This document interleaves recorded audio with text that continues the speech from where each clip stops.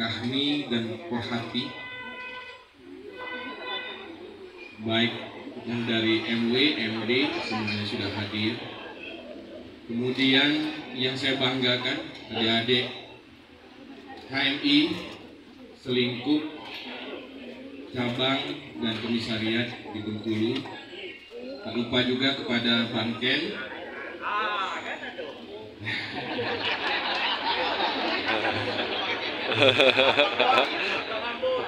senior kita hari ini sepertinya sebagai anggota Kahmi beliau hadir.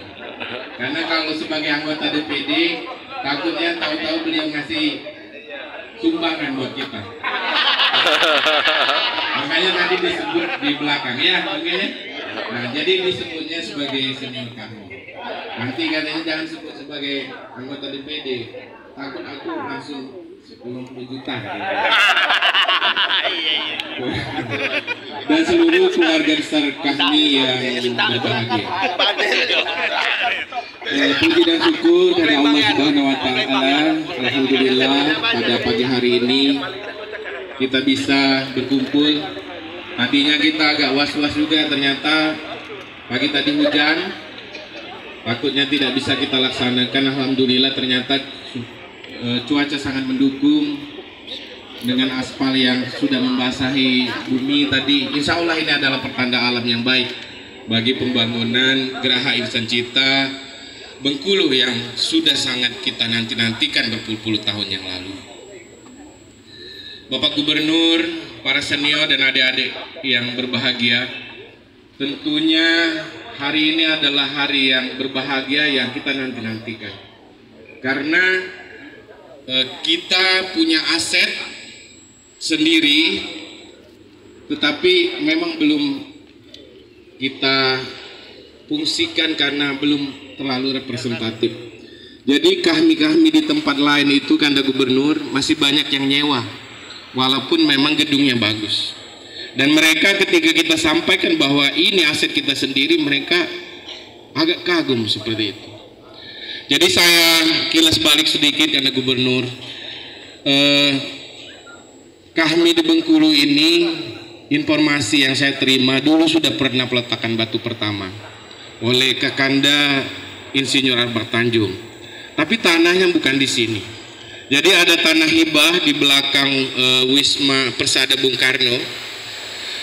Nah sampai sekarang itu ada suratnya saja, tapi saya belum tahu status tanahnya apa karena waktu itu masih pinjam pakai atau hibah seperti itu. Tetapi karena waktu itu memang pendanaannya secara mandiri, akhirnya sudah peletaan batu pertama dan yang terakhir juga sampai saat ini. Nah, di tahun 97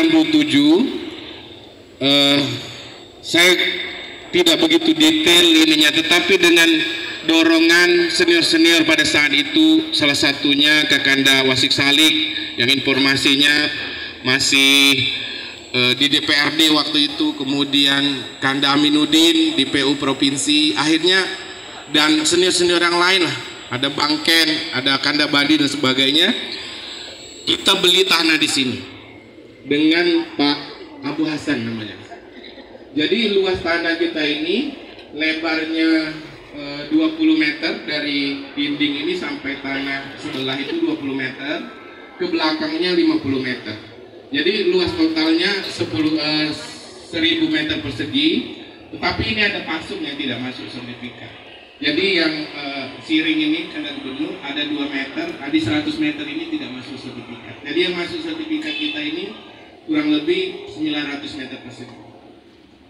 Jadi alhamdulillah sekali lagi kami mengucapkan terima kasih kepada Kanda Gubernur, kemudian melalui hibah dari Kesbakol, terima kasih Yunda Muslita yang katanya ikut HMI cuma 2 hari, habis itu minggat gitu. Jadi kita mendapatkan hibah dari Provinsi Bengkulu melalui APBD tahun 2023 sebesar 2,2 miliar. Alhamdulillahirrahmanirrahim.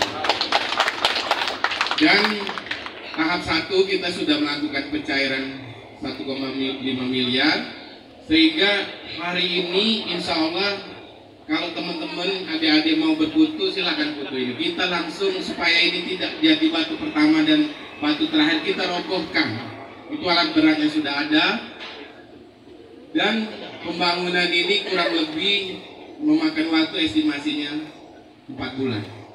Kita lihat tadi di gambar, mungkin bisa diinikan bahwa dari GSP yang sudah diukur oleh rekanan kita, jadi kita pembangunannya ini swakelola dengan rekanan seperti itu, karena memang belum ada senior ataupun ini kita yang bergerak di bidang itu secara ahli. Kita menggunakan rekanan, tapi tetap kita nanti yang kontrol seperti itu.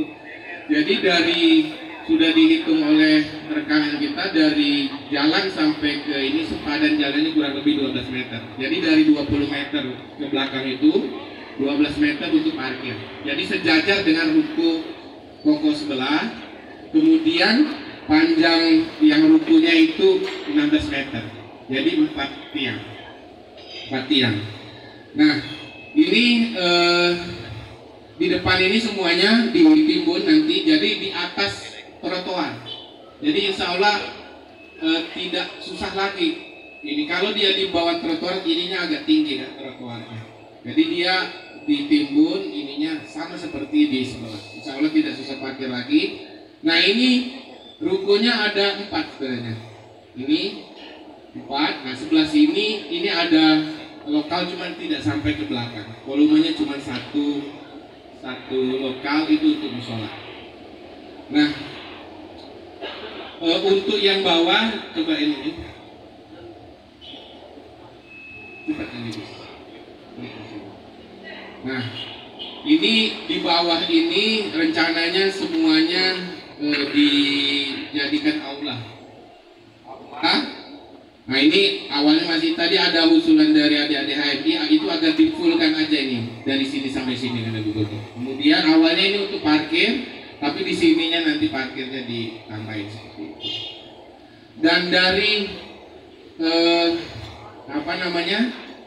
3 ruko yang full tadi, yang bukaannya kurang lebih 4 meter satu ruko, panjang 16, itu 2 rukonya itu rencana kita akan dijadikan sumber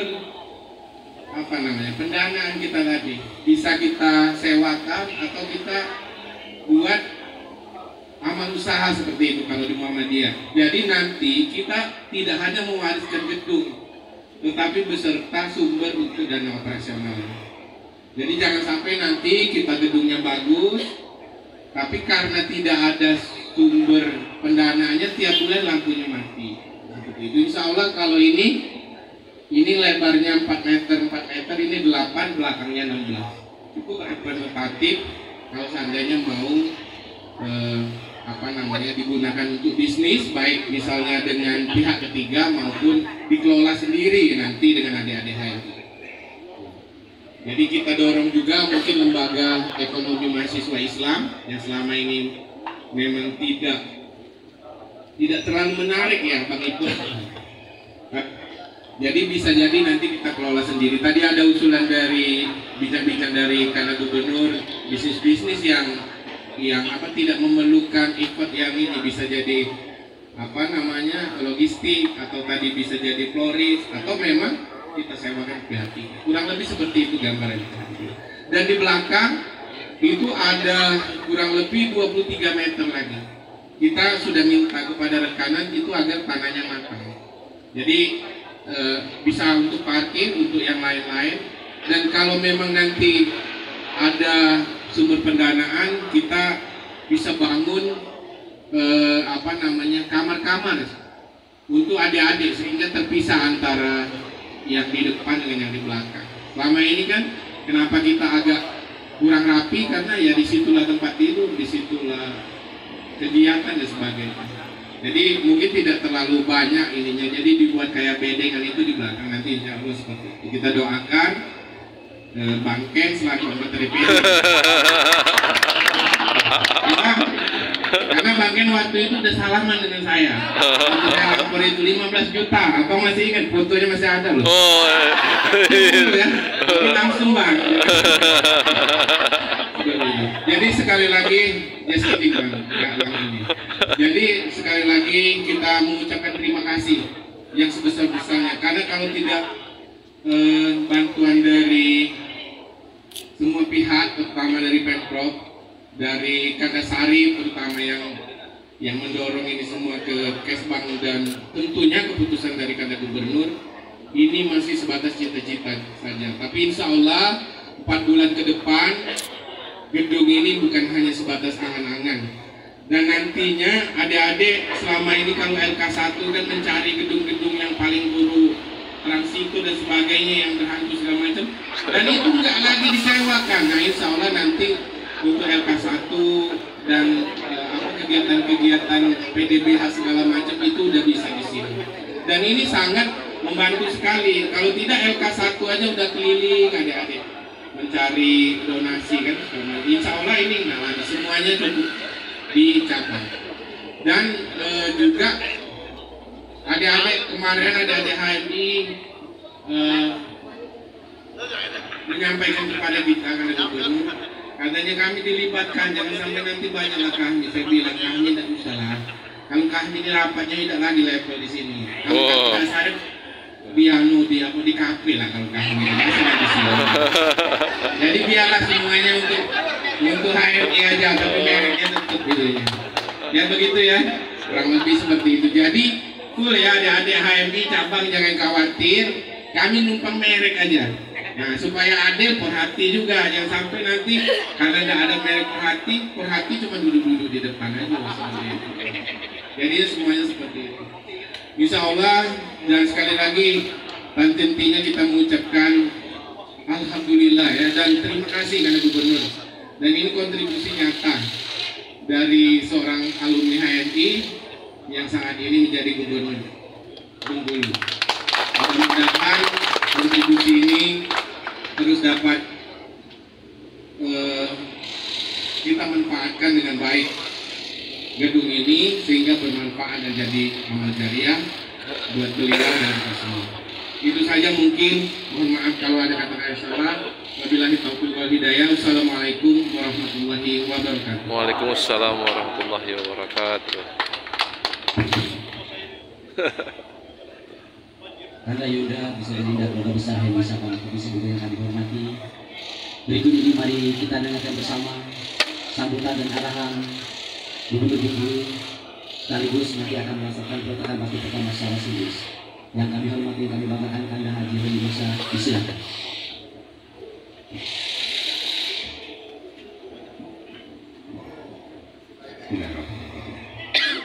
Assalamualaikum warahmatullahi wabarakatuh. Waalaikumsalam warahmatullahi wabarakatuh. Alhamdulillahirabbil alamin. Allahumma shalli ala Muhammad wa ala ali Muhammad wa salli ala Ibrahim wa ala ali Ibrahim Rabbi shrah li sadri wa yassir li amri wahlul 'uqdatam min lisani yafqahu qawli. Yang saya hormati, saya banggakan dan saya muliakan keluarga besar Widodo, baik dari unsur kami Warhati, KMI Warhati, yang saya tidak sebutkan satu-satu lintas generasi, posisi, ya, nama dan jabatan. Juga hadir bersama saya beberapa pimpinan UPD di lingkup organisasi buruh Kementerian Agama.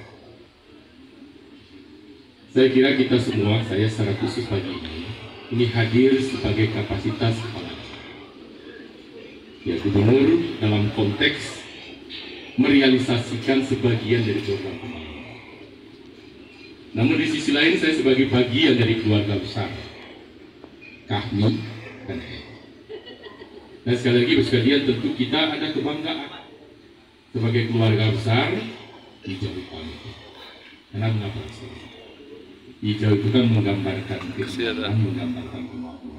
Kalau mendapatkan stempel itu kan makmur, tidak beriman makmur. Lah ya kan?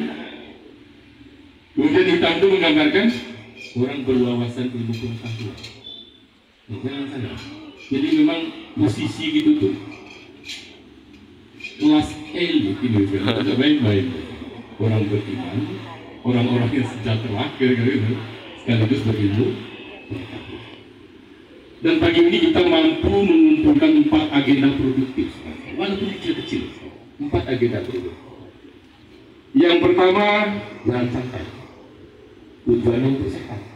Ya, ini kalau kita kapitalisasi, Pak, luar biasa kita kerjakan, walaupun kecil-kecil. Ya, jalan santai untuk sehat. Karena apa sekalian? Ini buat wawasan dan mengingatkan kita semua. Umur harapan hidup orang Indonesia itu naik, hampir di atas 70 tahun. Tapi ada angka yang agak membuat kita ciut. Ya. Umur harapan sehat kita umur 40 tahun, yang salah. 40 tahun. Artinya apa? Umur harapan sakit kita 30 tahun. Apa nggak mengerikan itu? Maka saya katakan ketika jalan sakit itu ada sampai kayak beliau masih jalan sehat. Benar sekalian. Sekarang penyakit degeneratif belum kan? Bagi keluarga tertensi jangan main-main. Bahkan kita sering mendengar kapan umur 40, umur 50 tapi memang aja. Tapi benar ya, WHO menunjukkan seperti itu tentang kondisi kesehatan masyarakat Indonesia. Umur harapan hidupnya makin panjang, tapi ternyata umur harapan sehatnya agak sepakat dengan 40. Maka nggak heran ini yang mana-mana umur 40 itu udah sesangka. Harapan sehat itu cuma 40. Itu benar. Kemudian yang kedua kita membangun. Tadi disampaikan bilang rinci, ya, oleh Abida terkait dengan membangun geraha. Membangun itu biasanya bukan hanya membuat sesuatu yang baru. Ya. Membangun itu bisa jadi memang membuat sesuatu yang baru, itu paling fundamental. Yang kedua, membangun itu apa pengertian? Menambah 1 jadi 2, 2 jadi 3. Ya, membuat lebih berfungsi, membuat space-nya lebih luas, lebih optimasi. Yang kita lakukan hari ini apa? Meneruskan yang sudah. Nah, sejarah itu tidak boleh hilang. Siapa yang membuat sejarah itu? Ya pelaku pada zaman. Ya, orang selalu mengatakan jangan pernah melupakan. Dan yang ketiga sekalian silaturahmi. Otomatis itu sekalian. Maka saya ingat dulu, pasti didapat di pagi. Silaturahmi sekalian. Silaturahmi selalu disampaikan menyambungnya agak putus-putus, ya kan gitu kan? Dekatkan yang jauh-jauh, dinginkan yang agak panas-panas. Itu silaturahmi itu gitu sekalian. Silat itu kan itu sekalian. Iya. Mendekatkan yang jauh-jauh, yang masih agak becet-becet dikumpulkan. Itulah silaturahmi. Dan pagi ini kita lakukan.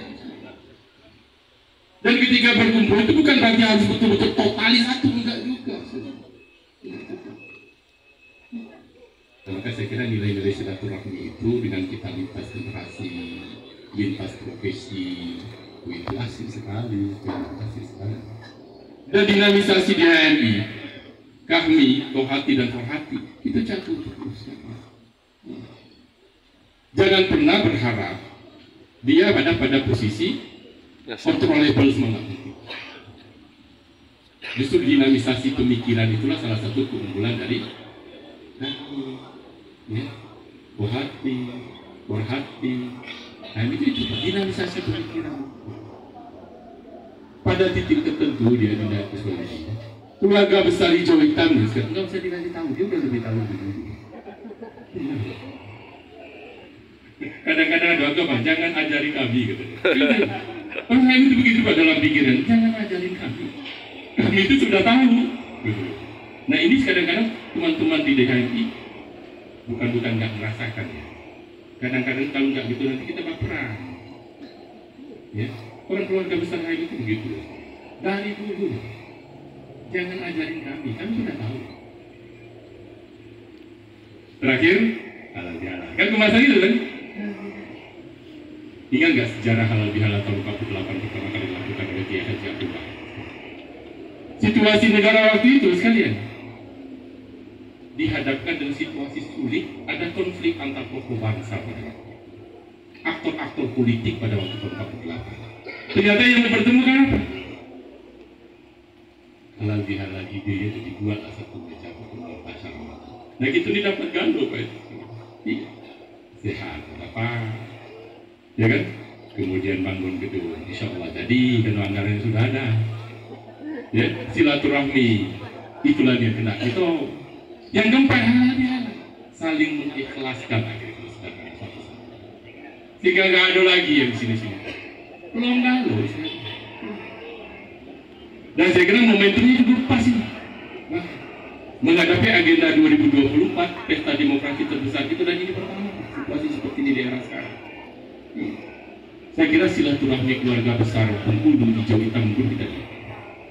Sehingga harmonisasi produktivitasnya itu kelihatan. Kalau kita mengikuti dinamikanya sekarang, dan saya ngobrol dengan Adi Dandang, anaknya kan di luar negeri mana? Di Sudan. Bagaimana konflik Sudan sekarang? Pulang ke Sudan. Karena konflik masyarakat lokal, etnik dengan pemerintah. Kenapa itu terjadi? Karena ada beberapa kelompok masyarakat yang ingin berkuasa tapi tidak melalui mekanisme legal sebuah negara. Boleh kita berdiskusi, berdialog, beropini sekalian, tapi negara ini ada aturannya, ada mekanismenya. Bersiasatlah di situ, berpolitiklah di situ sekalian. Dengan cara ya dilindungi oleh aturan diplomasi boleh. Mungkin grup ini jadi gimana caranya si A nggak bisa jalan, boleh. Tapi kan ada aturannya sekalian. Dan pada akhirnya benar-benar nggak jadi, ya berarti dia salah dalam bersiasat. Tapi dalam regulasi buah negara tetap jalan. Nah ini saya kira orang ini boleh saling bertegang berseteru, tapi kita ada koridornya. Ya, ikuti mekanisme demokrasi, sistem pergantian pemerintahan. Mau berkuasa, tapi tidak mau mengikuti mekanisme, ya nggak bisa, pasti rugi negara itu sendiri. Nah, mudah-mudahan kita tidak akan masuk ke wilayah itu di negara yang kita. Saya tahu, kami pemikiran begitu. Saya katakan dengan kawan-kawan, kita bikin diskusi, kita punya calon sendiri, kita ingin berkuasa di situ. Kalau teman kita berhasil, kita akan bahas. Itu berubah. Tapi ikuti sekali lagi. Dan ketika kita kalah, tidak berhasil, jangan membuat sebuah pemikiran-pemikiran anarkis dari sebuah kontestasi sebuah negara. Ya, karena negara ini bukan didirikan atas sejarah, itu didirikan atas sejarah. Maka maksud saya, mudah-mudahan ini menjadi pengikat simpul dari 4 nilai yang coba kita kerjakan bersama-sama. Kita dalam waktu dekat, kalau tidak ada perubahan, 2 hari lalu Bapak Presiden juga mengangkat saya, beliau akan berkunjung. Kalau tidak berlaku Pak Dwi akan aktifkan mungkin dibayarkan dengan tanggal 2. Nggak ada berubah pasti mudah-mudahan tanggal 2 Mei dia akan beliau akan berkalam untuk melihat bagaimana perkembangan minggu terakhir. Saya kira ini sebuah momentum juga sangat baik. Terus besoknya kalau tidak ada perubahan tanggal 3-nya Pak Presiden pulang, Pak Wapres juga datang ke Bengkulu dalam rangka salah satunya itu melantik kami sebagai ya ketua ya Komite Daerah Ekonomi dan Keuangan Syariah. Ini juga penting, karena saya sampaikan waktu yang di studi waktu ada semuanya.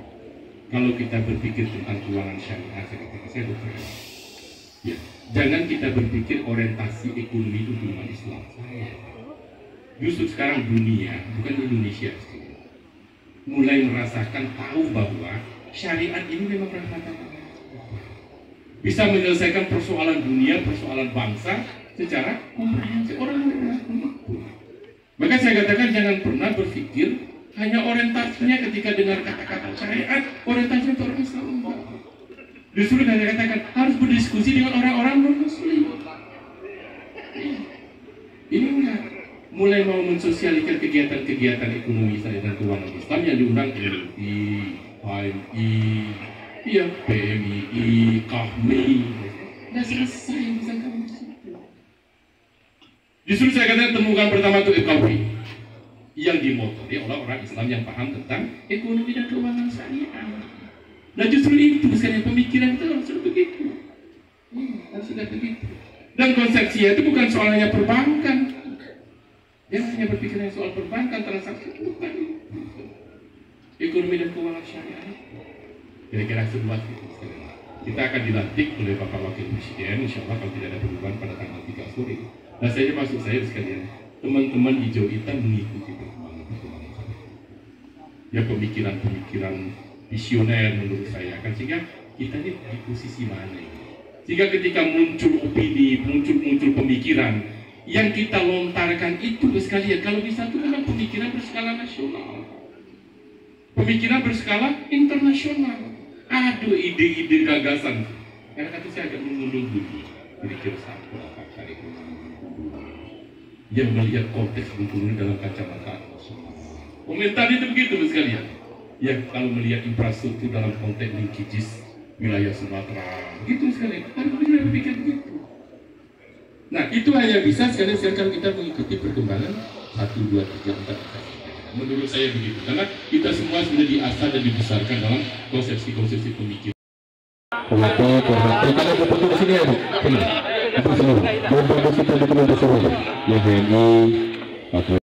Pegang nanti. Ya. Oke. Nah. Oke. Sekali lagi dengan mengucapkan Bismillahirrahmanirrahim, mengharap berkah dan ridho dari Allah SWT, maka pembangunan gedung Geraha Insan Cita Bengkulu secara resmi pagi ini kita nyatakan dimulai.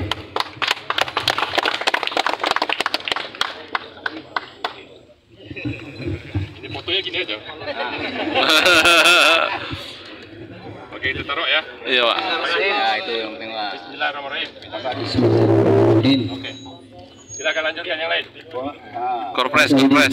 Silakan koordinator petisi dulu. Kak, lihat sini, Kak. Yup, mantap. Oke, Pak Bupati, silakan. Yunda. Tengok Yunda.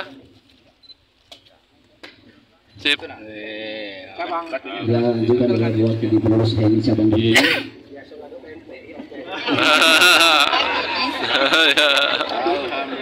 Silakan Yunda Eka dan Kak Jeki Antoni.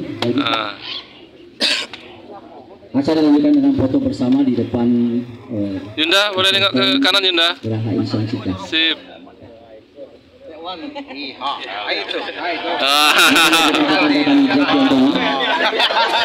Kando Zaki ke kanan, lihat Kando. Sip, makasih.